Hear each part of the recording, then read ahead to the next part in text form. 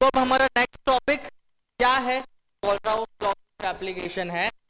तो Kohlrausch law की जो एप्लीकेशन है उसमें सबसे पहले कोलराउस के जो है हमारे पास दो लॉ है, एक जो कि हमारे स्ट्रॉन्ग इलेक्ट्रोलाइट्स के लिए, दूसरा जो कि है हमारे वीक इलेक्ट्रोलाइट्स के लिए। तो वीक इलेक्ट्रोलाइट्स के लिए जो लॉ है उस लॉ को हम लॉ ऑफ इंडिपेंडेंट माइग्रेशन के नाम से जानते हैं, जो कि हमने अभी लास्ट में देखा। उसके लिए हम दो टाइप की फॉर्मूला लाए, एक डिसएसोसिएशन कांस्टेंट के लिए और एक एसिड डिसएसोसिएशन कांस्टेंट के लिए। दोनों के लिए हमने फॉर्मूला डिराइव की।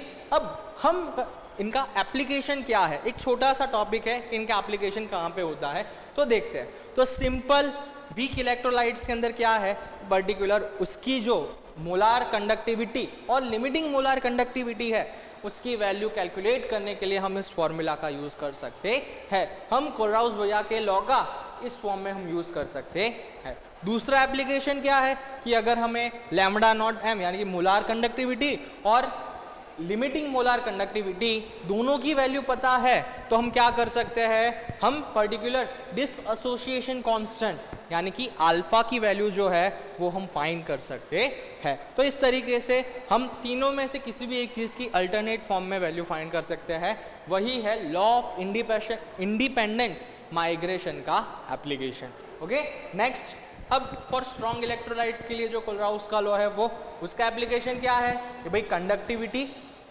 हम पूरे इलेक्ट्रोलाइट की जो कंडक्टिविटी है वो हम फाइंड कर सकते हैं अगर हमें उसके जो आयंस है उनकी कंडक्टिविटी पता है तो ओके, तो ये फॉर स्ट्रॉन्ग इलेक्ट्रोलाइट का एप्लीकेशन था। तो ये सिंपल छोटे से दो एप्लीकेशन थे, एक आपको मोलर कंडक्टिविटी और अल्फा दोनों फाइंड करने में हेल्प करता है, और दूसरा वो आपको पूरे इलेक्ट्रोलाइट की मोलार कंडक्टिविटी फाइंड करने में हेल्प करता है अगर आपको उसके आयंस की कंडक्टिविटी पता हो तो। ओके।